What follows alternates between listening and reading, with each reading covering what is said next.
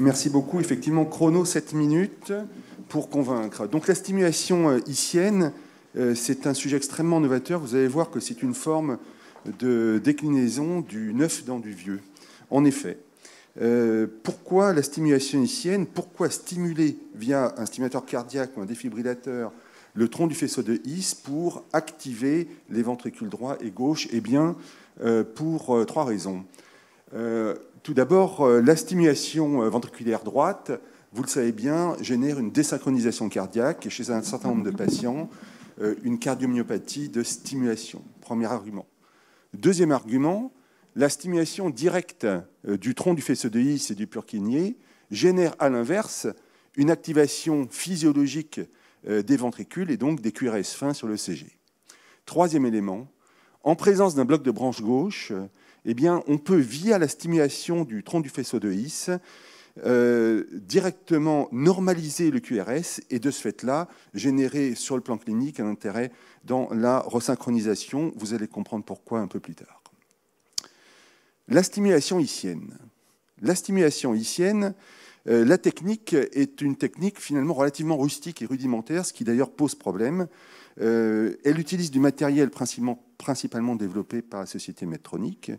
Vous voyez qu'il existe une sonde avec une fixation active non extractile qui est très fine, la sonde donc 3830, que l'on glisse dans un cathéter qui est sur la partie droite de la diapositive, un cathéter qui comporte deux courbures, une courbure vers le haut, une courbure vers la gauche, de telle manière à aller positionner le cathéter sur le septum interventriculaire.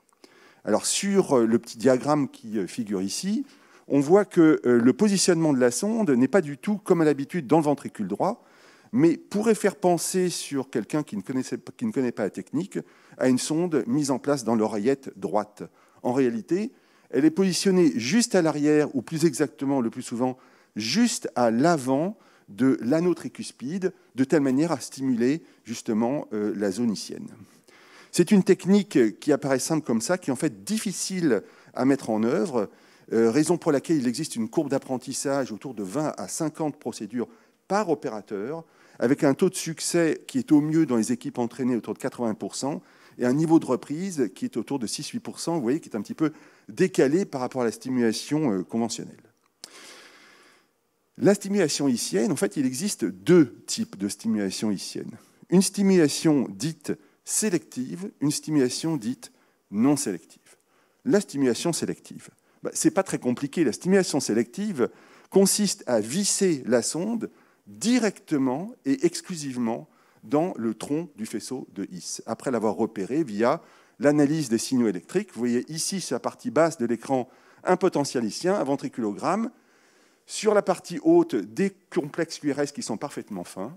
Sur la partie droite, vous voyez qu'on a vissé une sonde avec ici un spike de stimulation qui vient capturer le potentiel ischien, avec ensuite un intervalle isoélectrique correspondant à la conduction dans la structure His-Purkinje, puis l'émergence d'un complexe QRS qui est donc induit par le spike, dont la morphologie est strictement identique à celle du QRS natif.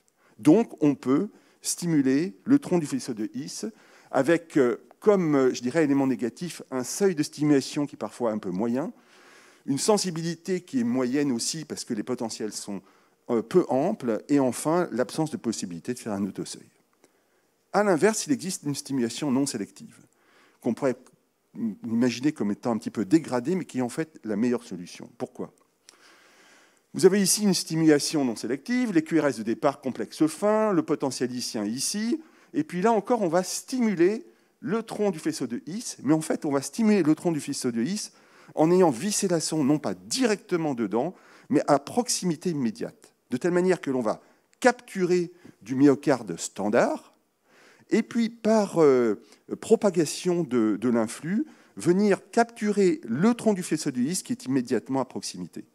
De telle manière que, sur l'électrocardiogramme, vous voyez certes des complexes QRS qui sont fins, qui ont une morphologie très proche des complexes natifs, tout en étant discrètement différents, car il existe une forme de pré-excitation des QRS liée à la stimulation de la zone myocardique adjacente, avec un intervalle entre le spike et le QRS qui, cette fois-ci, est court au lieu d'être un peu long, puisque justement, il y a cette forme de préexcitation.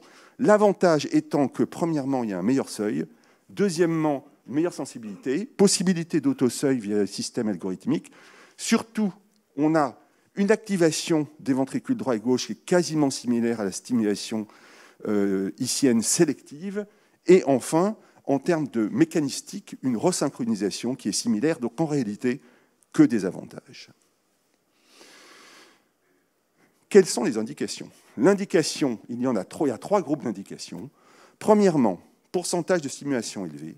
Évidemment, un patient qui est très stimulé, BAV complet, ablation de EAV, FA lente, bon, ces patients vont être ceux qui ont le plus de chances de développer, évidemment, une cardiopathie de stimulation ultérieurement. Donc, ceux qui ont le plus intérêt à avoir une stimulation physiologique, quelque part, du tronc du faisceau de His. Mais c'est aussi les patients pour lesquels, évidemment, la perte de capture peut être fâcheuse, raison pour laquelle certaines personnes proposent en backup une deuxième sonde ventriculaire, qui est une sonde positionnée à l'apex. Deuxième indication, qui va sembler un peu bizarre, c'est une stimulation ICN de luxe chez les patients qui n'en ont pas besoin. Ben oui, vous avez vu que c'est une technique qui est difficile à mettre en place, et donc on ne va pas se le cacher, c'est la stimulation des débutants, que je fais donc, par exemple, de telle manière à pouvoir m'exercer sur ces pauvres malades en leur mettant une sonde sur le tronc du faisceau de His alors qu'ils n'en ont pas besoin. Troisième indication, la resynchronisation cardiaque. Resynchronisation chez les patients qui ont une insuffisance cardiaque et un bloc de branche gauche, qui vient en deuxième intention derrière la stimulation biventriculaire conventionnelle et en compétition avec l'approche épicardique en cas, par exemple, d'échec de mise en place de sonde ventriculaire gauche. Pourquoi? Eh bien, pour ça. En fait, c'est là où on va faire du neuf dans du vieux, parce que les premières, je dirais, données scientifiques qui permettent de comprendre ce concept, elles datent d'il y a 50 ans. 50 ans. Il y a 50 ans, Narula décrit que le tronc du faisceau de His n'est pas du tout ce que vous imaginez. Ce n'est pas le tronc comme un arbre et puis les petites branches qui vont à droite à gauche. Non. En fait, ce sont des branches qui s'accolent dès la sortie de terre, si je puis me permettre cette comparaison, et qui viennent donner une image de tronc pour se diviser.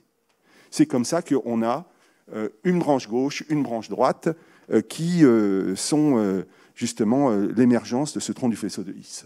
Donc, on peut directement stimuler en distalité d'une zone de bloc de branche gauche qui se tirait de manière proximale, de telle manière à récupérer des QRS fins. La stimulation directe a été mise en place et démontrée par Lustgarten en 2010 et appliquée dans une première étude randomisée en 2019 avec une comparaison avec la stimulation biventriculaire permettant de montrer qu'en gros, ça fait pareil. Pour ceux qui douteraient encore, bloc de branche gauche, QRS fin par stimulation ICN. Conclusion. L'intérêt de la stimulation ICN me semble clair. La nécessité d'amélioration des techniques est absolument indispensable. Les études prospectives randomisées, elles manquent. Et déjà, pour la prochaine édition d'HCV, on peut parler de la stimulation transseptale de branche gauche, et c'est une autre histoire. Merci.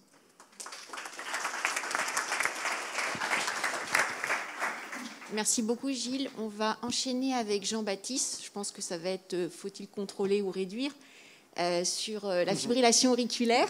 Et puis, vous pourrez poser vos questions à la fin de la session de Jean-Baptiste. Merci beaucoup, Sabine. Effectivement, ça va être un peu ça. Je vais faire le côté plus électrophie. C'est pas faut-il contrôler ou réduire. Tu vas voir, ce sera plutôt pourquoi il faut. Alors, ouais, ça avance comme ça. Donc, pour parler des actualités, bien évidemment, je suis obligé de commencer par vous parler un petit peu des dernières recours qui sont sortis en 2020. La publi a été mise à jour en 2021, mais c'est bien les recours 2020. Alors, vous inquiétez pas, je ne vais pas tout vous refaire. J'ai juste sélectionné quelque chose pour vous montrer les évolutions de ces recommandations. Ils ont mis plein d'acronymes, la CC, ABC, on est chez les Jackson 5. En gros, ce que ça veut dire, c'est il faut dépister la fibrillation atriale absolument, absolument dépister la fibrillation atriale. Et ils insistent sur le fait des asymptomatiques, parce que c'est facile de dépister des symptomatiques qui viennent pour des palpitations, mais finalement, la morbidité attribuée à la fibrillation atriale, elle est probablement extrêmement importante chez les gens qui sont asymptomatiques, qui ne décrivent pas de palpitations, et c'est eux qui vont faire des accidents vasculaires cérébraux, puisqu'ils ne sont pas traités. Et dans le même point, excusez-moi, ils ont du coup largement augmenté les critères pour confirmer une fibrillation atriale, parce qu'il y a besoin plus que de 30 secondes sur une seule dérivation. Donc en gros, c'est pour inclure toutes les montres connectées et toutes ces choses-là dans le diagnostic de la fibrillation atriale. Les 4 S, 4 points d'évaluation. En gros, maintenant qu'on a diagnostiqué la fibrillation atriale, qu'est-ce qu'il faut faire? Il y a toujours les symptômes, il y a toujours le risque thromboembolique qu'il faut évaluer. Ce qu'ils ont rajouté et mis en avant, c'est le burden, donc la quantité de fibrillation atriale, puisque de plus en plus on dit que c'est impliqué dans les complications de la fibrillation atriale. Faire une FA paroxystique avec quelques épisodes rares, c'est pas la même chose que faire une fibrillation atriale persistante, y compris en risque thromboembolique, même si c'est pas dans le score de Schatz. Et la dernière chose, c'est, je me rappelle plus, qu'est-ce que j'avais mis? Oui, le substrat, bien sûr. Ça veut dire que la fibrillation atriale, c'est pas la même chose à 20 ans, et c'est pas la même chose en fonction des cardiomyopathies. On en parlera tout à l'heure.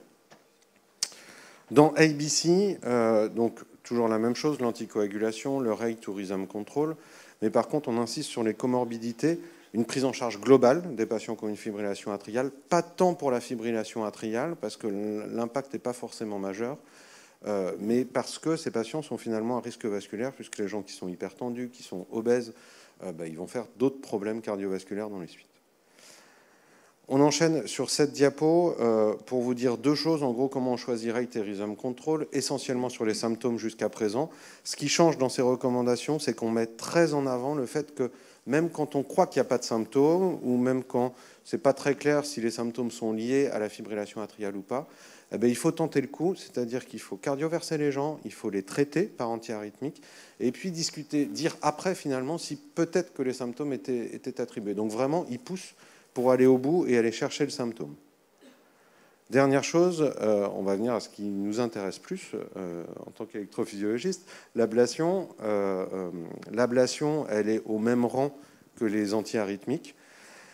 Elle est même quasiment préférentielle avec des niveaux de preuve élevés pour les fibrillations atriales paroxystiques, surtout les fibrillations atriales paroxystiques avec insuffisance cardiaque. Mais ce qui est intéressant, c'est que même dans les mauvais candidats à l'ablation, donc ceux avec des facteurs de risque de récurrence plus importants après une première procédure d'ablation, c'est du niveau de preuve 1 une fois qu'on n'a pas réussi les antiarythmiques. C'est-à-dire que mon candidat, il me semble pas bon pour aller faire une ablation. Je débute de la flécaïne, je débute de la myodarone. Ça marche pas, il faut théoriquement aller à l'ablation derrière. Donc en gros, ils élargissent quand même pas mal les recommandations ou les possibilités de recommandations pour l'ablation. Les antiarythmiques. Donc maintenant, je vais vous faire qu'on a vu ces recommandations. C'était la partie un peu plus ennuyeuse. J'ai pris quelques études ou quelque chose qui se sont passées depuis septembre dernier, et qui me semblent intéressantes. Et la première chose, c'est sur les antiarythmiques, avec cette recommandation de l'HS. On le retrouve en partie dans les recommandations. Le sotalol est déremboursé dans les indications de tachycardie supraventriculaire et de tachycardie ventriculaire.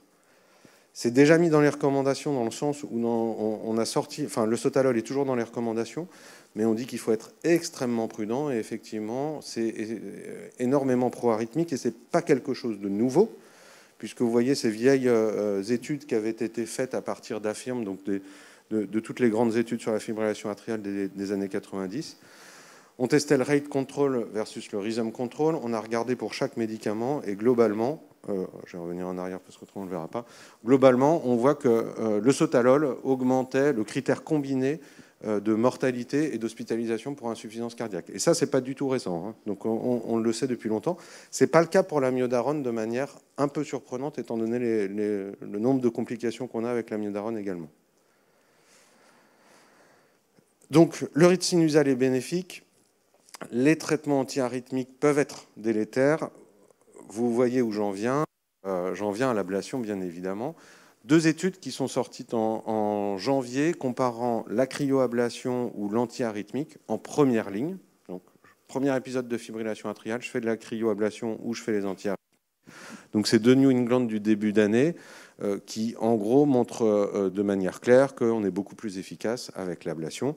Également sur les symptômes, également sur la qualité de vie, et il y a moins d'effets secondaires en faisant l'ablation. C'est-à-dire qu'on maîtrise probablement un petit peu mieux cette technique. Une seule des deux études, celle de gauche, a un effet sur les hospitalisations, mais c'est un suivi qui n'est que d'1 an. Et c'était des patients qui étaient finalement pas si graves que ça. Enfin, patients standards, on va dire, c'est autour de 60 ans. Plus de la moitié avait un SHADS à plus de 2, mais par contre, une fraction d'éjection du ventricule gauche moyenne normale.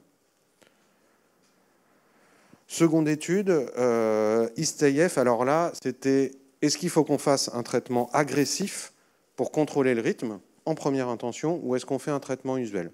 Donc, en gros, on randomisait les gens. Soit je m'acharne pour maintenir le rythme sinusal dès le premier épisode, oui, en laissant libre cours aux différents traitements. Il n'y a pas tant d'ablation que ça. Alors, on peut pointer, en fait. Ouais, c'est ça. Ça, c'est l'ablation, là, dans ce groupe-là. Soit on fait un traitement usuel et globalement, cette étude a été arrêtée de manière prématurée parce qu'on est désormais plus efficace en étant agressif sur le maintien du rythme sinusal et plus efficace sur les décès et les AVC. C'est un critère combiné, pas les hospitalisations, mais comme l'étude a été arrêtée de manière prématurée, c'est peut-être normal qu'on n'ait pas encore eu cet effet. C'est également un New England, celui-là d'octobre. Tu as 1 minute, JB. Ouais, j'y suis presque. Ça pose la question de la mortalité. Vous savez qu'en 2018-2019, il y a eu 2 grandes études qui avaient été publiées, Kasteleyev et Cabana. Kasteleyev qui montrait qu'avec une FEVG altérée, on améliorait la mortalité en faisant une ablation. Cabana qui n'avait pas retrouvé la même chose, mais Cabana, il n'y avait que 5% des gens qui avaient une FEVG inférieure à 35%. Et c'est ce qui sortira après. Donc ça, c'est les news de la suite. Cette étude n'est pas publiée encore, mais elle a été présentée à l'ACC.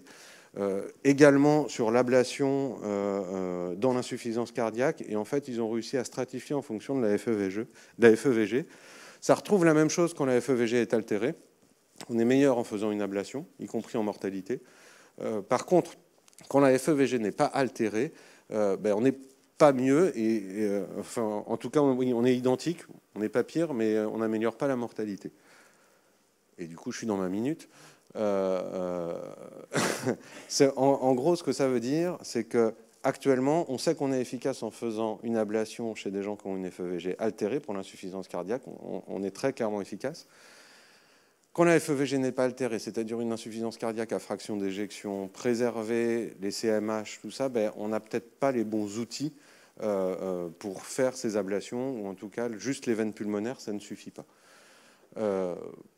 La conclusion de tout ça, c'est qu'il faut faire une prise en charge globale, probablement moins utiliser des antiarythmiques, en tout cas c'est le sens des informations qu'on a petit à petit, plus d'ablation.